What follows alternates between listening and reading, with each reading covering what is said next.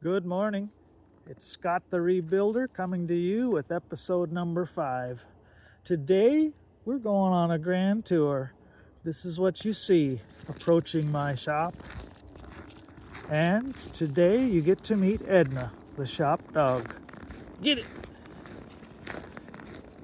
If you're a customer of mine, you'll find out rather quickly that if you throw the ball for Edna, you have made a friend.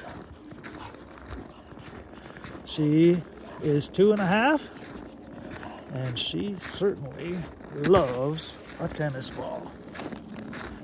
So for all of you who live where it's warm, don't be worried about me this morning. You hear that crunch under my feet? Yeah, it's nice out. 20 degrees Fahrenheit above zero. It could easily be 20 below. We'd still be just fine. Not a lot of snow this year. And this is what you see as you drive up. We've lived here since 2008. You really can't see the house. It's back there. I am kind of proud of my sauna. Hand-scribed, cedar, built it myself. Maybe I'll show it up closer someday. But for this morning, we're going to go inside. Often I am asked, do you really do all this rebuilding right here on site? Sure do. Here we go.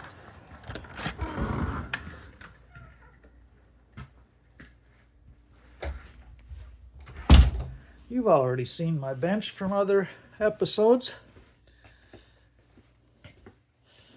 Oftentimes I bring someone around the corner and just quickly run through what it takes, what you need in order to do this job. Things get tore down right here at the bench. They get put in this dirty cart right here. They get wheeled on down to that end of the shop, and they get thrown in this thing that we call a scrubber right here. All it is a big box full of ceramic media, and I'm going to turn it on right now. Don't jump, it's loud.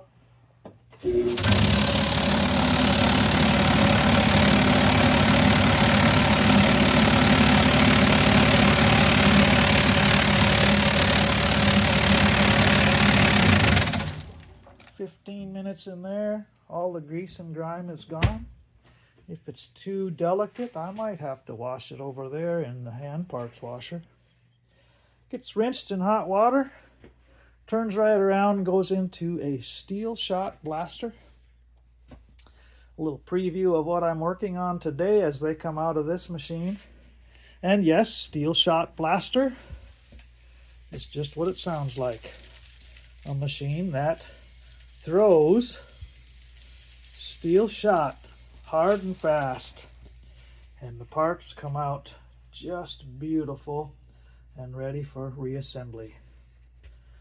When that's all happening and going on and done, other parts have been cleaned over here in a glass bead blaster.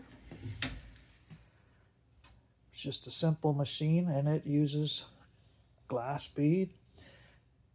Shoots it out with air, so it's almost like liquid sandpaper. I would not want to work without this. I use it constantly. It's an essential part of this operation. So the parts that are cleaned and need painted, we just went by a paint booth. Pretty simple. It's got to look good. As we go back this direction, I kind of moved fast. But there's a lot of parts sitting around. Cores, pieces. My 1952 South Bend lathe. We're going to do a whole episode on that machine and how essential it is to use that properly. That takes us back to the other end, to the workbench, and my trusty ancient Wilton's vise. Just can't make it stop working. Everything gets put back together over here. All new parts. She looks really pretty. We put them in a box, get them on the shelf, and before they go in the box, they make a trip over here to the handmade old test bench. I know I should probably upgrade. I'm getting old. This still does the job for me. I have all the harnesses there. I can test almost anything you want. And no, there's no computer hooked up to it. But my eyes and ears catch most all of that. Underneath, drawers full of the small parts needed to put things back together.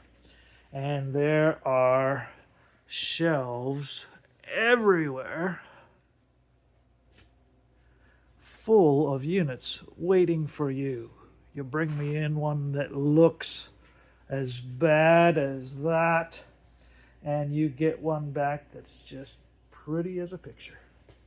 You can tell I'm behind.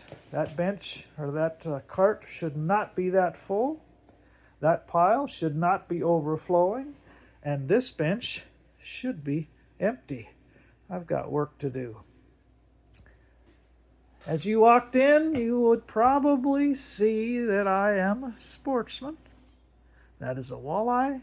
No, I didn't catch it. There's a story goes with that. I guess this is the appropriate time. 30-inch walleye. Friend moves to town. Never caught a walleye in his life. I said, well, we have to change that if you're going to live here. He meets me, and I said, all you got to do is bring your fishing rod. He showed up with a Snoopy rod, a Zebco 202. We went out onto Lard Lake. You're saying Lard Lake? Where's that? Well, it's right next to Secret Lake. I guess you're not going to know, are you? Well, he caught a walleye right away. I netted it. We put it away. Started fishing again. I caught a walleye. He set down that little Snoopy rod in the corner of the boat. And while he was dip netting my fish, his little Snoopy rod was trying to climb right over the side of the boat. He grabbed it, and that was on the other end of the line. He says, wow, should I mount it? I said, well, I've been fishing hard my whole life. 28.5 inches is as good as I've ever got, which still stands true today. I said, yeah, you probably better mount it. So it went on his wall for a good long time. He got divorced. The new wife came into the picture. She says, I don't want no dead fish hanging on my wall.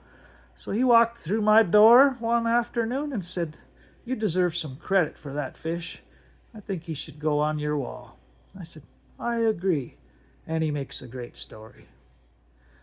I have lots of deer stories. You'll probably hear those someday as well. And yes, sir, I do go fishing. That's it. You've seen the shop. That's all we'll say for today, except hit the bell, subscribe. We would like to speak again.